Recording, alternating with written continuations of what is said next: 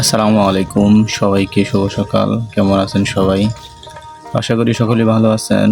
আলহামদুলিল্লাহ, আপনাদের দোয়ায় আমিও ভালো আছি। তো মাশাআল্লাহ, আজকে একটি সুন্দর দৃশ্য ক্যামেরার সামনে তুলে ধরলাম। তো রাস্তার পাশ দিয়ে যাচ্ছিলাম।